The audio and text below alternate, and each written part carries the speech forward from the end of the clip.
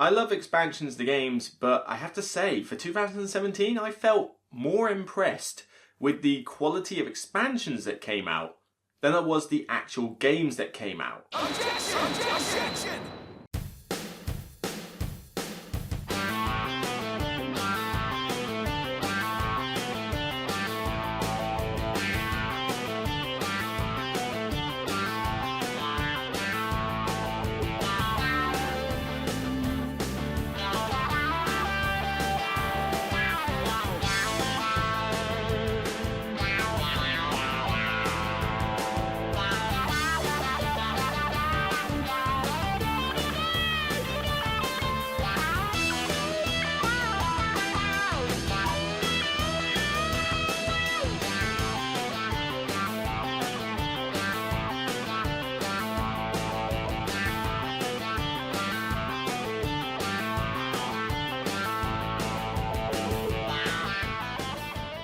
Hi everyone, hope you enjoyed the top 10 of 2017 I did recently.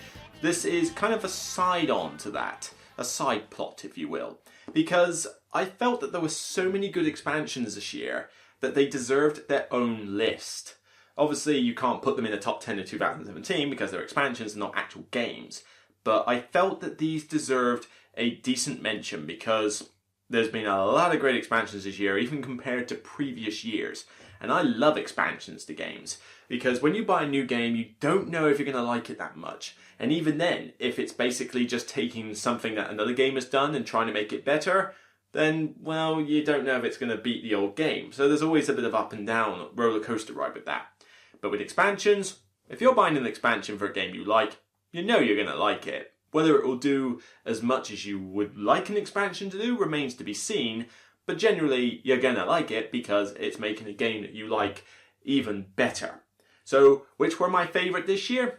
We'll get on to that. Firstly, I just want to go through a few very quick honourable mentions, because last time I saved it to the end. I think this time I can do the honourable mentions first.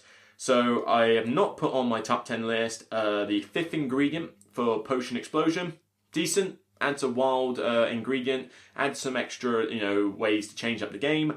But most of that I felt could have just been in the base game. I don't think it deserved an expansion in its own right. Community expansion for Pursuit of Happiness.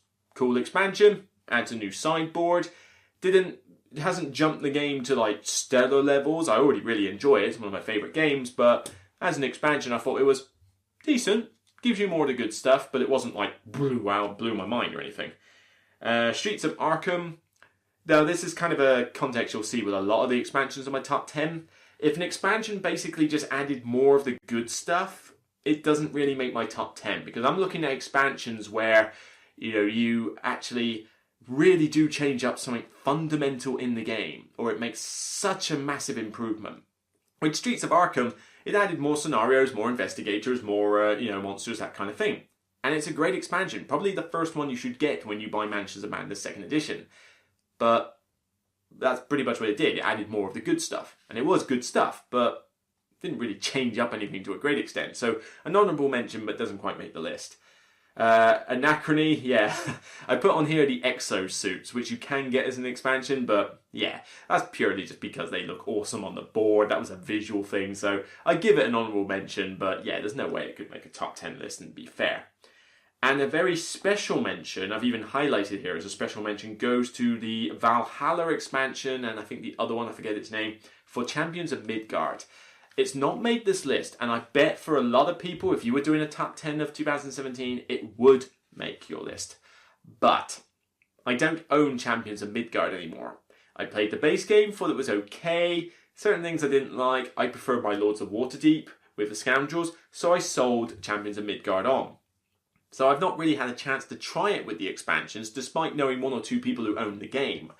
I bet when I get to play around it, I'll go, oh, these expansions are so good, because it does sound like they fix some of my problems with the base game.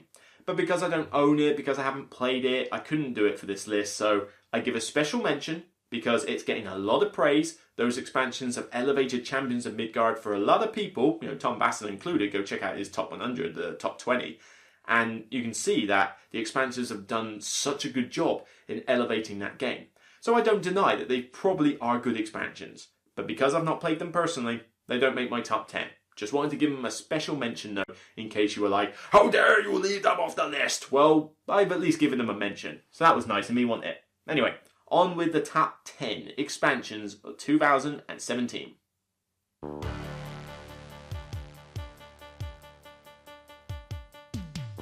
With this top 10, it doesn't really do me much good to get the game out as a show and tell because I don't have the original boxes for these expansions, so you'll have to settle for imagery for now. But if it's anywhere close to me, I'll point it out behind me. But other than that, yeah, I'm not going to go reaching out for the games on this occasion. So, kicking off my number 10. Can I point this one out, actually? Yes, right there. Mysterium. Mysterium has had a couple of expansions over the course of its time, and they pretty much just add more dream cards. Nothing great on that. This one, though, added story cards. This is the Secret and Lies expansion. And yeah, for the most part, it's basically just dream cards. Okay, we'll just gloss over that bit. But the reason this pips at 10 is because of the story cards. Essentially what they did was they replaced the weapon cards, the ones that you've got to guess at the end. Because I always found them a little bit restrictive. You know, you can only describe a weapon in so much detail with a dream card. The story cards, though, replace them entirely. And instead, you get these scenery images where you see different things going on that might have led to the murder. So you've got, like, greyhound races, you've got burning documents in a fire, you've got an occult sort of seance agreement, you've got somebody being tailed in a dark alley or something. There's all sorts of these different imagery pictures that have got some very creepy imagery on them, I must admit, because they've got the silhouetted people on them with like the white sort of eyes and mouth, you know, with a grin. They look quite creepy, but they do so much better a job of allowing you to use the dream cards to describe what's going on. And people can still go off on tangents because they might mistake one card representing another. But it had to make this list at 10 because even though most of the expansion is just that, this is now a permanent change I make to the game.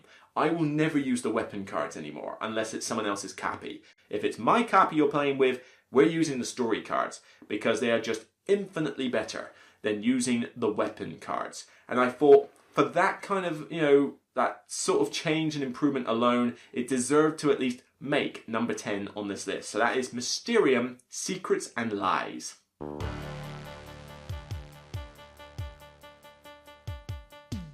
My number 9 is not on the shelf where it should be. I think it's out in the corridor actually because I brought it back from home because I was showing it to the family. But Splendor has come out with Cities of Splendor. Came with 4 modules that you can change up this already great Tableau sort of engine building game. Now, granted, one of the modules in it I don't like. I don't like the strongholds, but no big deal. It's not a particularly fundamental part of the game, just not a module I'm going to use. The other 3, however, I really like. If I'm teaching the base game of Splendor, I will probably remove the nobles entirely and use the cities module, the one that gives you the different endgame conditions, because I think they're easier to teach and I think that they're more interesting to use than the nobles. But that's if I'm teaching the base game. If I'm playing with people who know what they're doing in Splendor, I will throw in either on its own or in combination the Orient and the Trading Post. They're the 2 expansion parts I really like. Trading Post gives you some special powers if you meet certain conditions, and it kind of speeds the game up to an extent, which is always a good thing. Not because the game is bad, but because the more that you can sort of repeat play it, the better. And the Orient adds a new set of cards for each row that do different cool combinations and gives you more options. Both of them work fine with each other. Annoyingly, the Cities expansion requires you to take out the nobles, whereas the Trading Post and the Orient kind of require you to keep them in.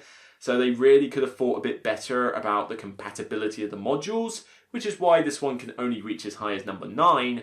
But yeah, those modules I do enjoy. Cities with the base game only, and Orient and Trading Post together or on their own with people who know what they're doing. It's still a solid expansion. It has elevated the game further in my opinion. And I already enjoyed Splendor. Sorry, Century Spice Road, you just didn't cut it. You're okay, but you're not going to beat Splendor. I just prefer it. It's more approachable, more interesting, and with the expansion has more options as well. So, yeah, Cities of Splendor, number 9.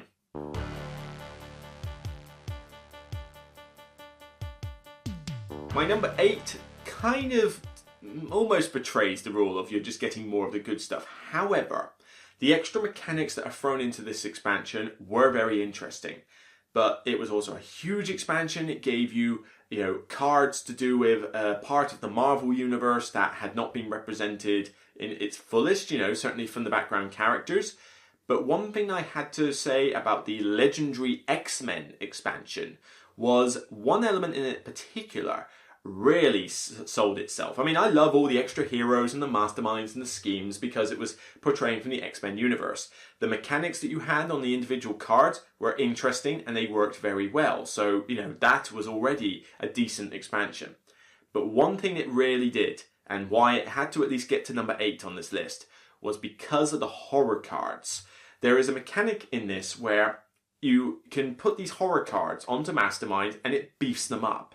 So it adds extra hit points, gives them more abilities, does things with the villain deck or the henchman, whatever. And there's all sorts of them. And you can put them onto any mastermind you feel like. Now, if you put these onto, like, Dark Phoenix or, what's his name? What's his name? The hybrid of Professor X and Magneto. What's he called? Brain fart. Can't remember, but Onslaught. Yes, got it.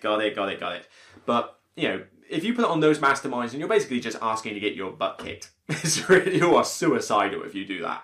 But what it did was that it allows you to go back to the original masterminds that you had from the base set of Marvel Legendary, Doctor Doom and Red Skull and, all these like ones that were such pushovers now. Even Magneto, the original Magneto. It's like you can just go, think, there you go. Bye-bye, Mastermind. You're not fun anymore. And those always got left behind because of the slight power creep in the game. With the horror cards, though, you can bring them back because you simply just go, right, Magneto's normally too easy. Let's shove a few of these horror cards in him. Okay, he just suddenly got a lot more crazy. So now you don't have to feel constrained to have the more recent masterminds because you thought the older ones were too easy. Now you can beef them up to your heart's content, and that's before even selecting a good scheme to work with them. That was such a good change that was needed for a game that has expanded itself beyond all recognition. That was the Legendary Vault that I was just knocking there. You might have seen pictures of it that I put up before. It holds every Legendary game I have. And there is a ton of Marvel stuff now. It is ridiculous. But those horror cards, fantastic addition to Marvel Legendary. If you love X-Men, you should get this expansion to Marvel Legendary, hands down. You just should. If you're an X-Men fan of comics, movies, whatever. But if you've got a lot of Marvel Legendary and you're thinking that those old masterminds are just getting underplayed, get this expansion. Problem solved. Number 8, Legendary X-Men.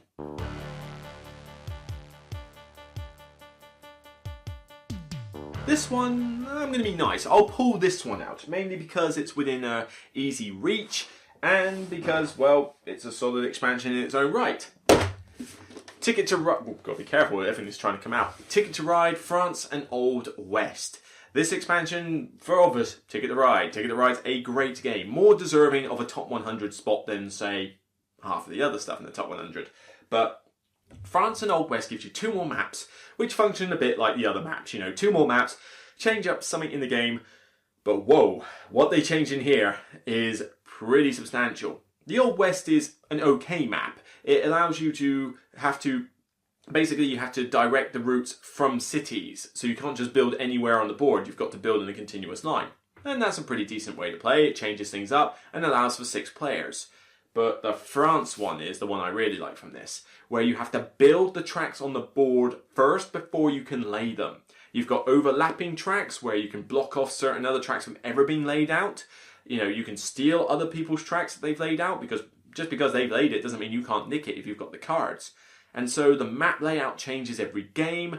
It's very tactical, very cutthroat, because you could be screwing over other players right royally in this. And it just made for a pretty good experience. Definitely not one I would teach to new players though. No. This is a bit like UK, reserve this only for people who have seen Ticket to Ride 100 times and want something to really change up the system. But I quite enjoyed this one. Old West is fine, but it was the France one that was particularly good, and I think it's probably my 3rd or 4th favourite of the maps. So, considering there's a lot of Ticket to Ride maps, that's saying something. So, France and Old West makes a respectable number 7.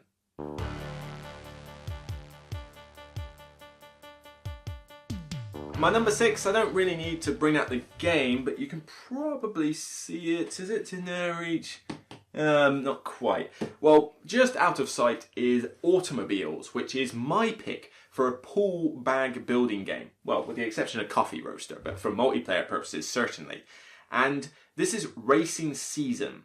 Now, granted, AEG really shot themselves in the foot with the way that they marketed these expansions, trying to put them in a triple set for a whopping huge price and that, and then selling each expansion for quite a hefty price tag. Not a good way to do things, AEG. But if you can conquer that hurdle, Racing Season is a great expansion to Automobiles. It adds more variety to the card decks, which is already a good thing, but now you've got asymmetrical powers for the drivers, you have sponsors, and you have 2 more map boards, which play out very differently from maps we've seen before, and even allow for better player counts. You've got like a 2-player map, in fact, I think it did more than 2 maps, I can't remember, but it added a lot of extra stuff. But what I particularly liked was the campaign mode in this. And I say campaign, it's basically a free race tournament. You can basically hold your own Grand Prix World Cup, essentially. Well, not Grand Prix, you know what I mean. Whatever racing cups are called for, car racing. I'm not an expert. But with this, you play each game in, either at the same time, like over a game session, or you could play them on different days. And the idea is that the winner is whoever gets the most points by the end of the 3 races. In between each race, you can get sponsors, which help to beef your side up. But what I really like is that in the Racing Season, you have this score pad that you track the cubes that you've acquired in the first game. And of course, the second game. So when you start the next game, the bag is pre-built based on what you ended the first game with. That's solid. Because normally you have to start from scratch with a basic set of cubes and build up and up and up. But now you have your car after the first game ready-made and ready-built. Of course, it also comes with the wear and tear that you've acquired in the first game. So you might have won by the skin of your teeth, but you might have really screwed up your car in the process, and then to start the second game off, you have to then get rid of those wear cubes. But it also means that the games progress quicker and quicker as they go on, because normally the time length is extended by the fact you've got to build up this bag. In the second and third game of this campaign, it's already built up. So now you start again. New race, new positions, more cards that you could potentially buy from, but you've got to deal with the fact that your car is a little bit busted by the time you get there. It was a neat system, and definitely the reason why I felt it deserved a number 6 spot on there. Certainly, Automobiles is my favourite of their whole Planes, Trains and Automobiles range. Trains is okay, but I much prefer Dominion. The map is a waste of time. I didn't like Planes. Automobiles is the one I go for. So, Racing Season at number 6.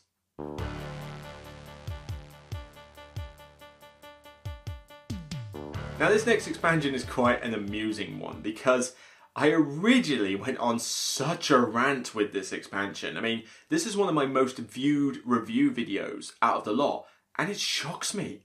I mean, I can get so many views for something like Lisboa, that's like the hotness and things like that.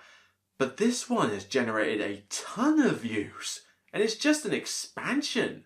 I don't know what caused it, whether it was because I went on a massive rant and everyone likes to watch me rant, I don't know. But I cannot explain why this one got so much buzz when I put the video out.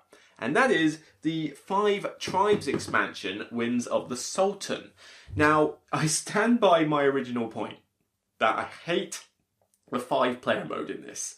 It's just too long, too drawn out, hate it, not scaled, it's just a waste. I hate the 5-player thing. I stand by that. But what the expansion predominantly gave you, those Sultan cards, brilliant. They elevated 5 Tribes immensely. Because those Sultan cards gave you extra tiles where if you built on those, or if you entered your movement on them, you were able to get these little mini objective cards. And basically, if you fulfilled them, you got extra points from the Sultan, which gave you bonuses, etc. But it gave you something else to aim for, because you could say, I can't do anything with these colour meeples. Oh, but I could go for that Sultan card. I'll go build on that, grab the card, and that gives me something else to aim for. It gives you a bit of direction. Those cards changed up 5 tribes to such a good extent that I will always play 5 tribes with those Sultan cards included. Granted, if I'm teaching brand new players, I'd be a little bit hesitant maybe, but to be honest, 5 tribes is such a thinky game, I wouldn't want to teach this to new players anyway. This is something I reserve for, hardcore gamers only. But those Sultan cards, brilliant. Combos quite well with the artisans, but you could play it without the artisans just fine, if you don't want to make it too complex. It was just a solid expansion. So yeah, hate the 5-player aspect, which is kind of ironic considering it's called 5 tribes, but love those Sultan cards. They are the reason you should buy this expansion for 5 tribes if you have not done so already. So, my number 5 tribes, the Whims of Sultan. And no, that was not prearranged.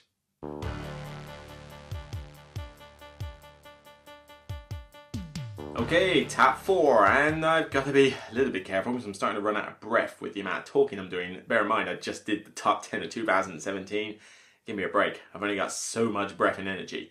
So, my number 4 is for a game that, had I played this during 2016, it would have made my top 10 of 2016. In fact, I reckon it would have made my top 5. I am really enjoying this game. This is such a beautiful, cutesy, light-hearted, streamlined Euro gateway game about building your own house. Yep, Dream Home. I am loving this game. This is such a good gateway game. Such a good one. I've even managed to get my parents to enjoy it. And trust me, any game that I can get my parents to understand, eventually, works solidly. Even my brother's wife enjoyed it, and she's not a gamer. Trying to get her to enjoy some games is quite tricky. She liked Dream Home, so solid. But I think it was called 156 Sunny Street expansion. It's a small expansion for it, but it's priced accordingly, so it's not something that will break your bank. But if you've got Dream Home, you need this expansion. This is an essential must-buy, because it essentially only gave you 3 extra things, but they work so well. Firstly, 5 and 6 player mode, and a solo mode. This game works beautifully, whether it's 2, 3, 4, 5, 6 players, doesn't matter. It plays very quickly and is still great fun. So having a 5th and 6th player option is great. A solo mode is even better because you can crank this out in such a short space of time, have your little dream home, so solo mode, even better. But the extra parts added for point scoring really help. You've got these blueprints that you have at the start of the game that give you a potential strategy you might aim for more points, but you don't have to get them. And you even have these friend cards, where if you meet the criteria on a certain floor for the combinations of rooms, you get the card, more points. Very simple, so much that I teach it with the base game. It's that simple of an auto-include. But it ups the amount of ways that you can get points now. Because now what have you got? You've got rooms, you've got decor tokens, you've got the roof, you've got the home functionality, you've got the friends, you've got the family, you've got anything from those helpers. There are so many ways now to get points. So it almost feels like point salad. But it's kept the scores super tight. I've had games where 5 players have finished within 3 to 4 points of each other. It's such a solid gateway game, and this expansion has just made it even better. I think if I was to rate Dream Home now, it would be a 9. With the expansion note, it's a 10. I think that Dream Home is one of the best gateway games to have come out in recent years, and is definitely a must try if you're interested in a light-hearted gateway experience. Such a good game, and it is going to sit on my shelf for a long time. This expansion was solid. 156 Sunny Street. I look forward to more because the rulebook kind of hints that there's going to be more expansions to this, and I hope there is. Cannot wait. Dream Home, number 4.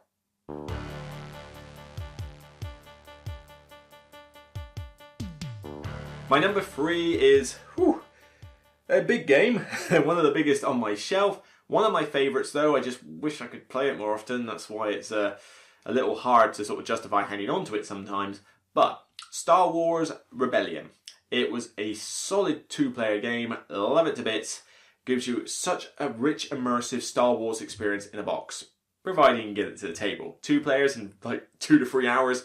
It's a lengthy experience. But Rise of the Empire not only brought in elements from Rogue One, so more of the same, yes, granted, What it did though was that it introduced a way to fix the original combat system. The combat system in Star Wars Rebellion was always my biggest criticism. It was like, kind of a little bit like overwrought, didn't really work as well, and it was definitely a weak link. This one though says, get rid of all that stuff you had there with combat, we've taken your feedback on, and now we're going to give you the new combat deck of cards, the tactics cards. These work with land and, space battles, but they're so much easier to work. They have like cinematic style, maneuvers that you're performing, and they just work so well. It's just a much more streamlined version of combat that completely replaces the old combat system. That alone is enough reason to pick up this expansion, almost a must-buy. But add in some of the extra Rogue One elements, a couple of new minor mechanics in the game, which aren't difficult to teach, green dice and that. It's a solid and reasonably priced expansion to Star Wars Rebellion. But makes number 3 on this list because, if you want to enjoy Star Wars Rebellion to its fullest, you need to replace that combat system, and this is the way to do it. Star Wars Rise of the Empire.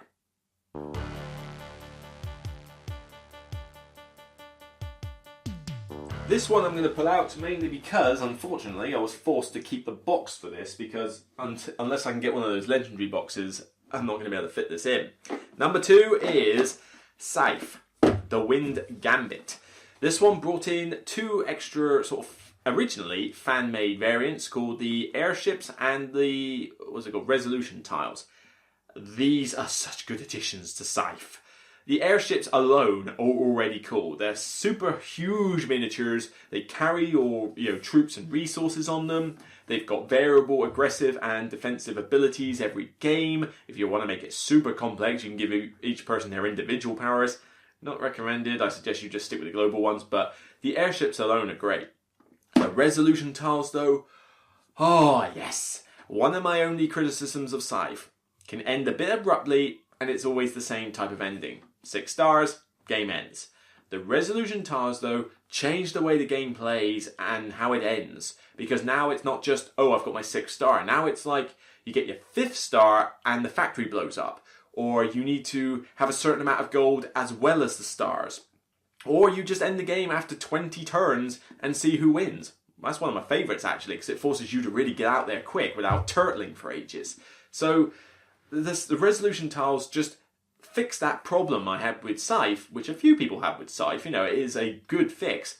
And then the airships on top are just icing on the cake. A new mechanic that isn't too complex. I can throw that in with any game of Scythe I teach now because it's not that complex. If you can understand Scythe, you can understand the airships.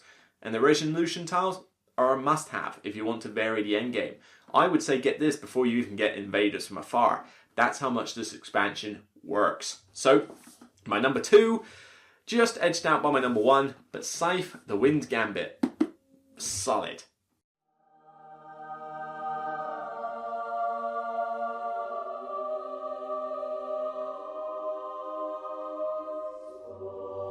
And finally, my number 1. I'm not going to get the game off my shelf. It's sort of behind my head. I'm not going to spoil it there, but basically, this one adds a lot of modules to what is already a fantastic bluffing negotiation game. But every module works. Granted, the 6th player option is my least favourite of the modules, but it works. If you want to play it with 6 players, it works. Use this module and it works just fine. But the extra laws, the extra incentives to lie, the merry men themselves. Oh look, I just spoiled. Yes. Sheriff of Nottingham, the Merry Men expansion, is my favourite one to have come out this year. All those extra modules work brilliantly with the game. There isn't a bad module in the box. And all of them don't just add more of the good stuff, they change the game. So 5 to 6 modules that change how the game plays, that all work, that's a good achievement for an expansion. The laws, great. You now have variable different sort of abilities that trigger each round. Like some things attack, some get you more money, the sheriff gets more penalties, really cool stuff. The extra black market stuff and the, there was black market and the orders, special orders. They give you extra incentives to lie and get the contraband out. Because some people used to go, I don't like it, because if you just tell the truth all the time, you'll win always. Play with these modules and try that. Yeah, granted, you can still win by only telling the truth and being, a nice friendly merchant. But with the extra incentives to lie, you're tempted. And if you can pull off those lies at the right time to get those special orders and the black market cards, you can really increase your point total a great deal. On top of that, you've got the Merry Men. Again, another incentive to lie in order to trigger a special power as well as get more money every time you sneak one through. And even the Deputies. The Deputies are not my favourite of the modules, but if somebody wanted to play it with 6 players, use the Deputies, and the game doesn't take any longer than a 5-player game would. So all the modules in Merry Men work brilliantly. It's elevated Sheriff and Nottingham higher than it was before, and I already think I considered it a top 30 game. To make it even higher is pretty impressive. But it still remains one of my favourite bluffing games I've got. With that expansion, which I will teach to new players all the time, I'm not teaching it with the base game, you are learning it with these extra bits because they're not difficult, they're very simple, but boy, do they improve what is already a great bluffing party style game. So, that's my top 10 expansions. I was more impressed by the quality of some of the expansions this year than I was by some of the actual games that came out. Yes, I know, controversial, but I seriously thought 2017 was a great year for expansions, and I hope that 2018 can bring me even more expansions to some great games that I know could use an expansion or two to really help bring it back to the table, or just to elevate it even more. So, that's all for me. If this comes out before the new year, then have a happy new year. If I'm forced to bring this out after New Year's Day, then well, hope you're enjoying 2018 so far. So take care, that's it from me. I'll see you on the next review or top 10.